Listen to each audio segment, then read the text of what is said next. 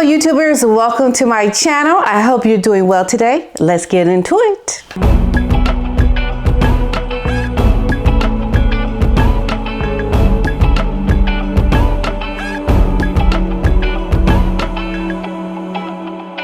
Prince Charles and Camilla visibly moved as they visit genocide victims in Rwanda.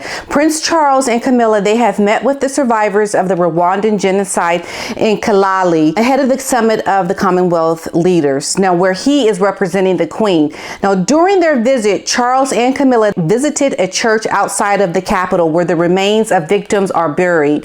The prince appeared to grow emotional as he visited the memorial, which contained photographs and personal belongings from hundreds of thousands of Tutsi killed in the genocide. CNN reported that the heir to the throne was visibly moved as he was shown around the church grounds. Now, after laying the wreath, Prince Charles, he met with President Paul Kagame and First Lady Jeanette Kagame. The historic trip is the royal family's first visit to Rwanda, which is a Commonwealth country.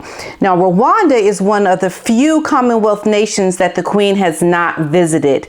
A note on the wreath honoring the victims read, "In everlasting remembrance of those who died in the genocide against the Tutsi." Charles and Camilla, their visit comes after it was reported that the prince privately had criticized the UK's plans to send asylum seekers to Rwanda. According to claims that were reported in the Times earlier this month, the heir to the throne, he said that he believed that the policy was appalling.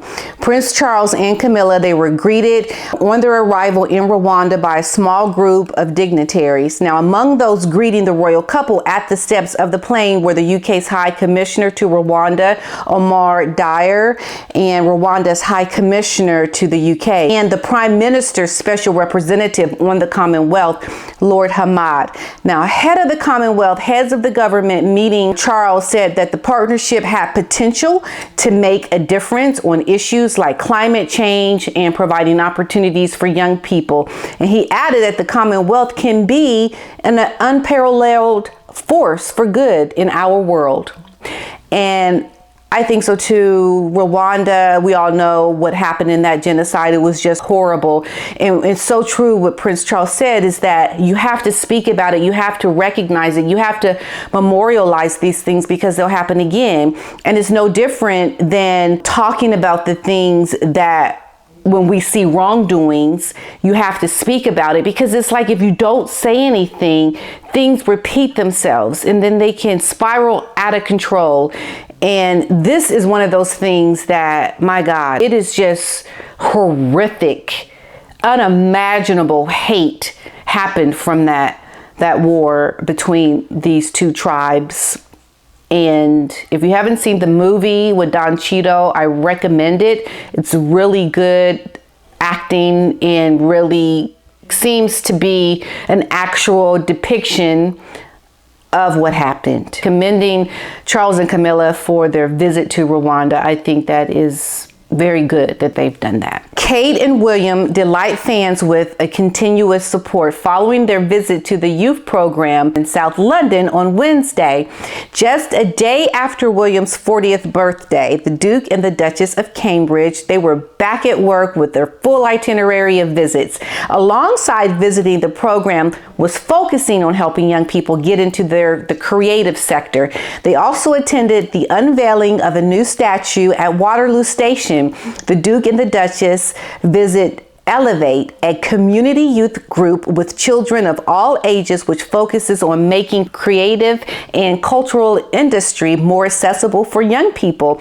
Now, during the event, you guys, Kate, she showed off some of her maternal instincts as she spoke to a group of children who had gathered to meet the royals, but quickly became shy. You know how kids are when they meet someone and they're just like, who you? You know, and so the Duchess, she crouched down and she shook their hands and she spoke to them, after which they seemed very much at ease with her and her husband. The Instagram account of the Duke and the Duchess of Cambridge posted a series of photographs from their visit, and the caption explained more about the importance of the program. It read, "This morning we visited Elevate, an innovative youth program which aims to open up the creative and cultural sector to every young person in borough of Lambeth in South London. This program supports the next generation of creators to hone their talent so that they can succeed in a wide range of sectors from photography to film." It was fantastic to see the young people making the most of the facilities, developing their skills and aiming high as they took towards possible careers in creative sector in the future. So fans took to their social media to praise the couple for the visit, to look at the program and spreading awareness of its existence. Instagram user Andrea writes, "This is really cool. A lot of multimedia equipment is very expensive and out of reach for many people. Great resource for youth to have access to." And another added, "So proud of everyone involved in this program and don't ever have the words to express. I don't have the words to express my gratitude and appreciation to William and Catherine for their hard work and continuous support for great causes." And that is really such a great thing, because I remember back in the day when I was younger, and if you wanted to do something creative, you had to go on cable TV. Like, you could actually produce a show for cable TV, and it would be the community channel, public access channel, where you could go and make a show and have access to things in multimedia for careers. But now today they get so much access to so much more that, hey, if you're trying to get into the creative world and really hone your skills, that is a really great thing that there is something like that actually exists. I think that's really cool. And the other thing is, have Harry and Meghan go to a course like that. Have them go learn something because it's like they just want to say, we just going to go out and produce movies and films and do radio and podcasts. And what have we seen? We haven't seen anything. They have yet to produce anything. Well, maybe it's because they feel a little intimidated, don't know what they're doing. They need to take themselves over to something and learn something like these young people are doing, because you got to have your skills to go out and learn something before you actually go out and do it. They think their name, the Duke and the Duchess, is just going to carry them all the way up to all the success that they want in the world just with that title. Doesn't it seem like it? It's like, go get some skills, go learn something, go hone a skill, get some knowledge put in your head. Instead of thinking you want to go around and just go do it just because you got a title. It just doesn't even seem like they're even trying to get any kind of knowledge, let alone do the right thing. It's crazy. Those two, man, there is just so much to learn off of that nonsense right there. So sweet. Queen sparks frenzy as fans notice subtle change to appearance in new pictures. The Queen was pictured for the first time since the Platinum Jubilee weekend on Tuesday, sparkling a frenzy among eagle-eyed fans who spotted a subtle change in the monarch's appearance.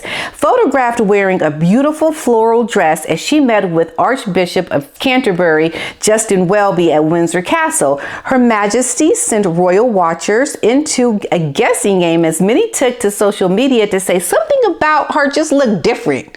She needs something going on with the Queen. You look different, Queen. Let me look at you, Queen. Something wrong with you. Or something looked very different with you. Something looked just right about you. I don't know. Something is different. What was it? It was the hair. Observers concluded, this is what they said. You know what? It is her hair. Right in front of us, right there. It's the hair. One wrote, she changed her hair. So sweet. Another noted, so happy to see Her Majesty looking so well and healthy.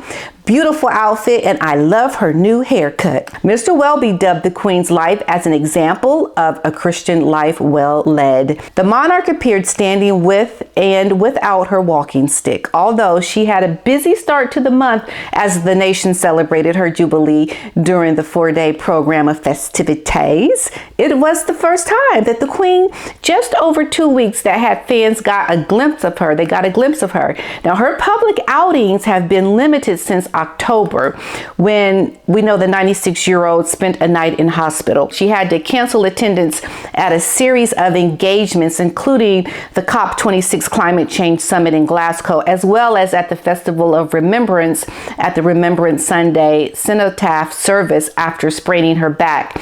Then a positive COVID test that had left her feeling frail and sparked concerns among the British public, was followed by an episodic mobility issues that forced her to miss out on several Platinum Jubilee events. Now, she also pulled out of the entire Royal Ascot last week. So we know the Queen's got a lot going on. She's doing what she can, folks. She's doing what she can. And we know we're all happy when she can do what she can. And, you know, it's okay when she can't. Harry has been warned he is a long way off mending his relationship with the royals. An expert has claimed. The Mirror's royal correspondent Russell Myers was speaking to the Australian TV show about the relationship between the royal family and the Sussexes when he spoke about Harry. And he was discussing Harry's most recent interview at the Invictus Games. And he said that Harry was giving an interview just a couple of weeks ago, and it was all sort of just bizarre language. He was there to protect the Queen, and these things are not going down too well. So if their relationship is repaired, then there needs to be a bit more water under the bridge.